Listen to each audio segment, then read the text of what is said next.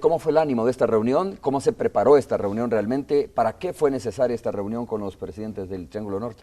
Pues esta reunión tuvo una preparación de varias semanas. Esta reunión se acordó en la visita del vicepresidente Biden a Guatemala. Él dijo, nos veremos en un mes o 2 meses máximo, pero acordamos, por cierto, a propuesta de El Salvador, que hubiera una reunión de trabajo aquí en San Salvador, que la tuvimos hace unas 3 semanas, y que vinieron equipos especializados de los Estados Unidos, del Departamento de Estado y de otras dependencias del gobierno de los Estados Unidos, y estuvieron también los equipos técnicos de El Salvador, Guatemala y Honduras.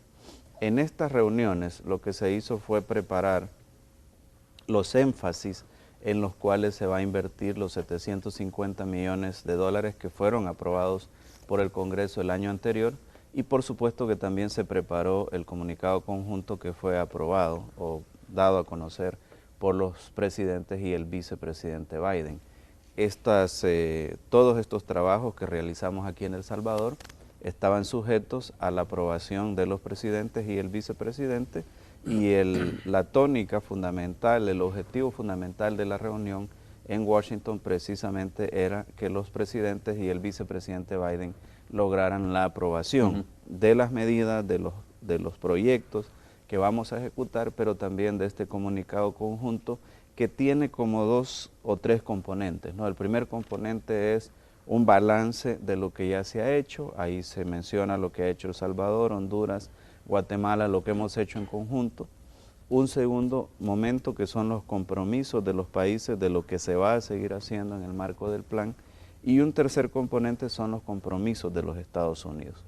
Aparte de eso, se discutió la proyección de gestión de recursos para los próximos años.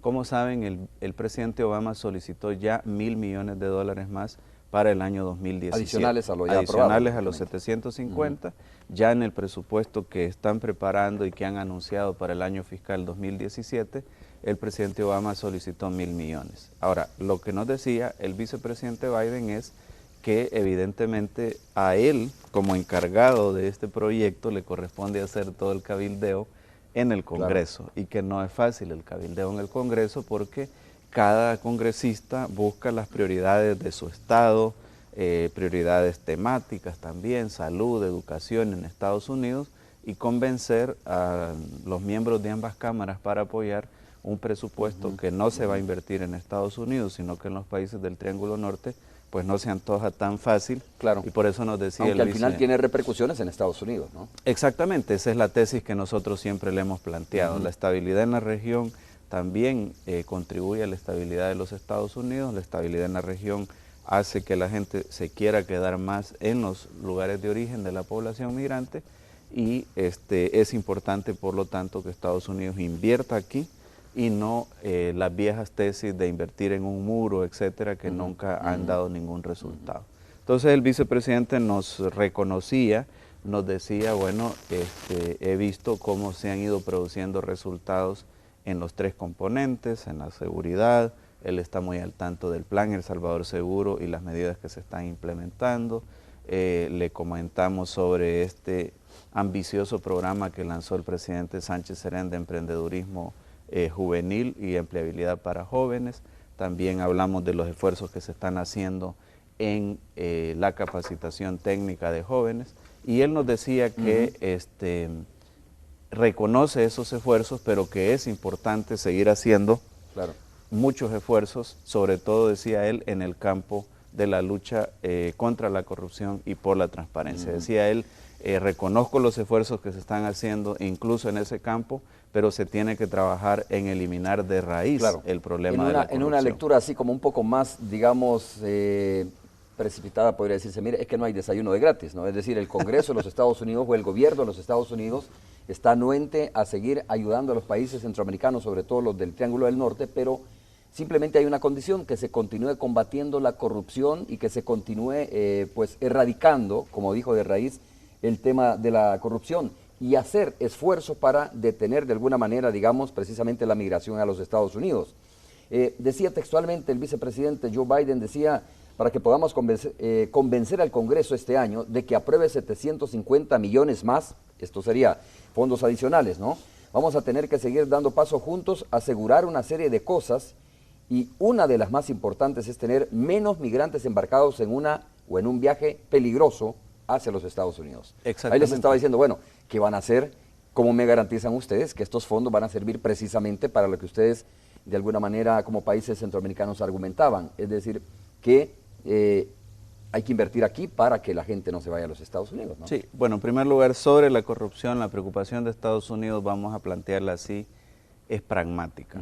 Ellos dicen, bueno, si nosotros vamos a tomar dinero de los impuestos de los norteamericanos para invertirlos en El Salvador, Honduras y Guatemala, queremos estar seguros que esos dineros van a ser invertidos adecuadamente. Y adecuadamente significa en proyectos. En los proyectos de la Alianza para la Prosperidad y que no se queden en avenidas intermedias, vamos a llamarlo así, como seguramente ha podido suceder, o probablemente, perdón, ha podido suceder en proyectos del pasado. Entonces, esa es la preocupación pragmática fundamental del gobierno de los Estados Unidos. Y por otro lado dicen, bueno, ustedes nos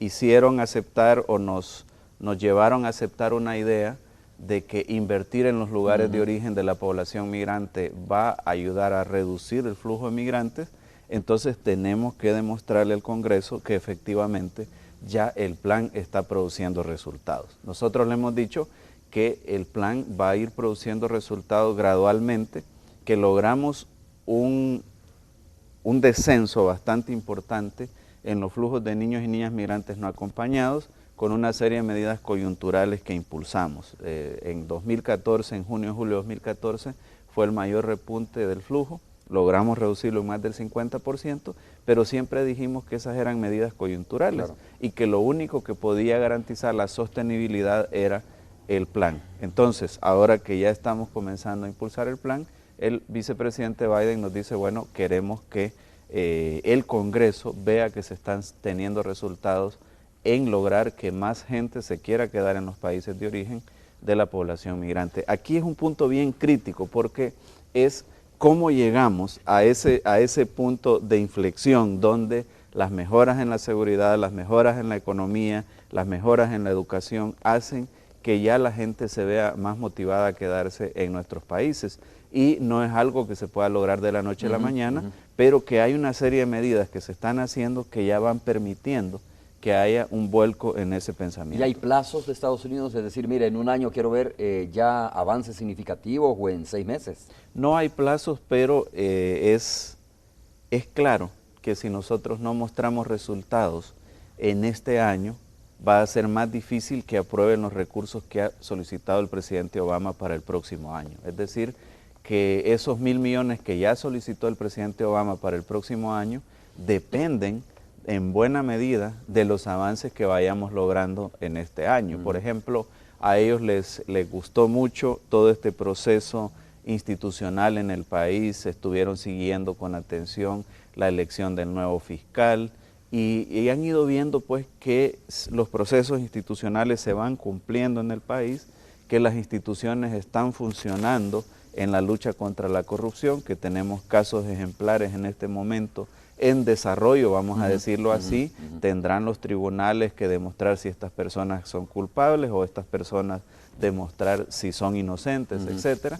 Pero eso les llamó mucho la atención y les pareció muy importante. También en el caso nuestro, la Fuerza Antiextorsión que ha sido creada, les pareció algo que va en la línea de garantizar esas metas que nos hemos propuesto en conjunto con los Estados Unidos. Algunos podrían decir, hablando de estas señales que pide Estados Unidos, ¿no?, precisamente para continuar cabildeando ayuda en el Congreso de ese país, algunos podrían decir, mire, en esto Guatemala y Honduras nos ha sacado ya varios metros, en el entendido de que Guatemala tiene desde hace ratos instalada una CICIG y que hace pocos días la Organización de Estados Americanos instaló la Comisión contra la Corrupción, precisamente en Honduras, ¿no? Es decir, entonces la gente dice, ¿será necesario eso acá? ¿Será que Estados Unidos de alguna manera está viendo también o esperando que El Salvador instale una comisión como tal para poder continuar ayudando? No, Estados Unidos comprende perfectamente que las institucionalidades en los tres países son diferentes. Por ejemplo, la institucionalidad que tiene El Salvador no la tiene ninguno de los otros países. Nosotros tenemos la sección de probidad de la Corte Suprema de Justicia, el Instituto de Acceso a la Información, el Tribunal de Ética Gubernamental, y estas instituciones cada vez más están demostrando que funcionan. Y si no funcionan, pues la población misma las va a ir haciendo funcionar. Entonces, lo que le interesa a Estados Unidos es que haya resultados, en ese afán pragmático de decir, bueno, queremos ver dónde se están invirtiendo nuestros recursos y cómo se están invirtiendo. No es punto de honor para ellos en ningún momento si se crea una comisión, si lo hacen las instituciones nacionales. Aquí sí que se cumple el famoso dicho aquel que no importa el color del gato, sino que lo que importa es que case ratones, ¿no? Y entonces para ellos lo importante son los casos emblemáticos que están surgiendo. Yo te pongo el caso de Honduras, por ejemplo. Esta misión que se ha creado de la OEA no tiene una función jurisdiccional, no puede juzgar, no puede ordenar capturas, etcétera. Más bien lo que va a hacer es monitorear. Y en eso el monitoreo nosotros acabamos de, ratificó la Asamblea Legislativa hace unas semanas nuestra participación en la Academia Internacional contra la Corrupción de Naciones Unidas. Estamos trabajando con Estados Unidos, con apoyo de Estados Unidos, una consultoría que va a estar ya en estas semanas, que nos dice cómo están funcionando las instituciones, qué áreas de las instituciones necesitamos reforzar y cómo podemos reforzar esas instituciones. Hay una asesoría y capacitación permanente. Exactamente, entonces. Exactamente. No solo de expertos internacionales contratados en este caso por Estados Unidos a través de la AID, sino también de expertos internacionales de Naciones Unidas. Canciller, este es el punto, digamos, o el tema del combate a la corrupción y lo que están haciendo los países centroamericanos. Ya usted decía, aquí en el país hay casos que podrían convertirse en casos emblemáticos, ¿no? Que al final tendrá que demostrarse en los tribunales. Pero bueno, hablemos un poco sobre cómo se van a invertir estos fondos, porque una parte importante es las señales hacia Estados Unidos en términos de combatir la corrupción, pero otra parte es también decirle, mire, teníamos, por decir un número hipotético, teníamos 10.000 niños que se fueron el año pasado y ahora se ha logrado bajar la cantidad de niños no acompañados o de inmigrantes hacia los Estados Unidos. ¿Por qué? Porque hemos invertido también parte de esta plata para generar oportunidades en las comunidades o en los departamentos, como sea, ¿no? Municipios donde había mayor inmigración de personas. Esa parte es importante también, cómo la van a ejecutar, quién les acompaña a ejecutar estos fondos y cómo se han identificado estos municipios para ejecutar los fondos, ¿no? Sí. Para que tengan el impacto que ustedes dicen. Los municipios que nosotros hemos seleccionado son municipios que tienen dos características. Un grupo de municipios que tiene una característica de altos niveles de violencia y criminalidad, y otro grupo de municipios que son que tienen la característica que de esos municipios sale una gran cantidad de población migrante. En el caso de El Salvador no coinciden, en el caso de los otros países sí, el mapa de la violencia coincide con el mapa de la migración. Aquí es un poco diferente porque tenemos comunidades que históricamente han sido migrantes, sobre todo en el oriente del país, y no necesariamente son comunidades violentas en este momento. Entonces tenemos dos tipos de municipios, suman 46 municipios, algunos en el oriente, otros principalmente en el centro del país, y las 4 grandes áreas en las cuales serán invertidos los recursos son seguridad, inversión en capital humano, desarrollo económico, clima de negocios, emprendedurismo como una sola área, y la parte del fortalecimiento institucional, transparencia y lucha contra la corrupción. Sobre estos primeros fondos de los 750 millones, ya quisiera que fueran 850, aprobados por el Congreso de los Estados Unidos, estos fondos van a ser ejecutados por las agencias de los Estados Unidos, principalmente por la AID, en coordinación con los gobiernos. Por eso una palabra clave que está en el comunicado conjunto y que es una palabra que llevó un debate interesante es alineamiento. Es decir, que los programas de la AID se van a alinear a los programas en el caso de El Salvador, el plan El Salvador Seguro, y en el caso de los 3 países se van a alinear al plan de la Alianza para la Prosperidad en el Triángulo Norte.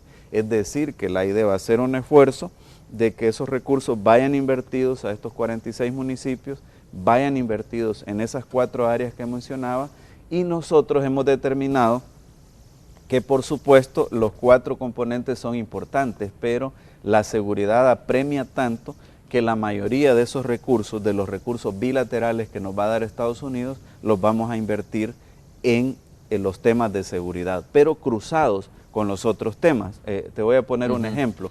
El componente de seguridad tiene una parte de prevención del delito y el componente económico tiene una parte de emprendedurismo. Entonces, ¿qué vamos a hacer con esos recursos? Vamos a crear emprendedurismos para jóvenes que les va a permitir tener empleo, se les va a capacitar, se les va a dar un seguimiento, un apoyo, un coaching, como le dicen en inglés, que les va a permitir a ellos salir adelante con un emprendedurismo que puedan iniciar y van a tener también un capital semilla. Entonces, ahí estamos combinando el componente de seguridad con el componente económico, de desarrollo económico. Ejecutados en las comunidades. Ejecutados en las comunidades, financiados por AID, pero con la participación de todos los actores ahí en las comunidades. La municipalidad es clave.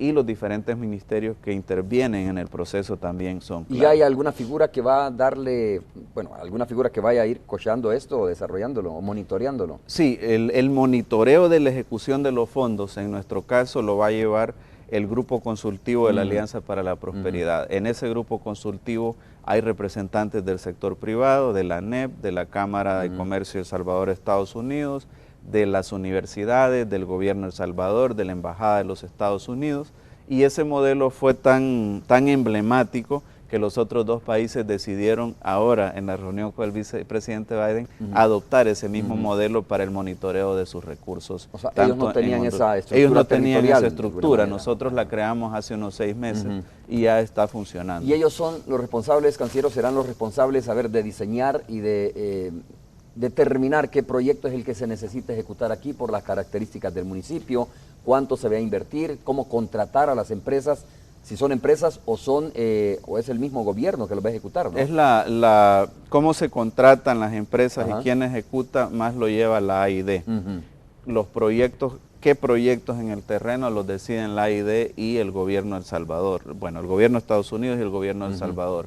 Y el grupo consultivo supervisa que efectivamente los recursos se estén invirtiendo en esos proyectos. Es como un mecanismo de, no quisiera usar la palabra auditoría porque es un poco más amplio la auditoría, pero es en buena esencia supervisión de que los recursos se estén empleando como se ha dicho que se van a emplear y se estén haciendo las ejecuciones de manera eficaz y eficiente. ¿Y de qué habla, por ejemplo, canciller, de qué estamos hablando? De, a ver, construcción probablemente de escuelas, clínicas, ¿qué tipo de proyectos se pueden desarrollar? No sé si tiene ese dato. ¿Cómo no? Por ejemplo, ¿por dónde se le entrará capacitación eso, ¿no? a los jóvenes, capital semilla para que ellos emprendan un pequeño negocio. Esa es una parte. La otra parte es el tema de el apoyo a las intervenciones de la policía, no solo en las labores de persecución del delito, sino de prevención. Por ejemplo, la intervención de la policía y de otros actores de la comunidad en las escuelas para explicar a los jóvenes los riesgos que implica pertenecer a un grupo criminal, a una pandilla, etcétera, etcétera. Habrá proyectos de mejora de centros escolares, habrá proyectos también de mejora, digamos, si por ejemplo la inversión en una pequeña infraestructura nos va a garantizar, de carretera por ejemplo, nos va a garantizar que la producción de ese lugar salga de una mejor manera para comercialización, también se podrán hacer proyectos de este tipo. Lo que sí ha sido claro el gobierno en los Estados Unidos y está en la ley de apropiaciones es que no se van a financiar grandes obras de infraestructura. Por ejemplo, alguien hablaba de un puente binacional entre algunos de los países que ya puede andar por el orden de los 50 millones de dólares, ya eso podría ser una obra grande de infraestructura que el gobierno de los Estados Unidos prefiere que invirtamos en pequeñas obras y de todas maneras para esas obras grandes de infraestructura, en nuestro caso tenemos algunos recursos de Fomilenio 2. Esto tiene que ver con el impacto social que tenga la obra. Exactamente. De alguna manera. Sí, lo que busca es un mayor impacto social, estos recursos que nos ha aprobado el Congreso de los Estados Unidos. Y, a ver, sobre este punto, solo para focalizar un poco más, canciller, ¿será entonces esta comisión la que decida qué tipo de obra se va a desarrollar? Supongo que hay un diagnóstico de estos municipios que usted mencionaba, por ejemplo, 46 municipios decía, ¿no? Sí. Que son los municipios caracterizados por más violencia o por más inmigración a los Estados Unidos. Son dos tipos de municipios, Ajá. Unos que son los más violentos Okay. y otros que tienen una tasa de inmigración bastante alta. Y ese diagnóstico ya lo tenemos. Ese por ya ejemplo, lo tenemos. A ver, Cacaopera, por decir algo, ¿no? De repente, ahí ya sabemos cuáles son las necesidades que se tienen. Ya hay Sí. una carpeta o en el proyecto presentado a los Estados Unidos se dijo Ya se tiene claro son las características exacto, y esto es lo que pretendemos cuáles hacer. son las necesidades que se tienen y las áreas de intervención.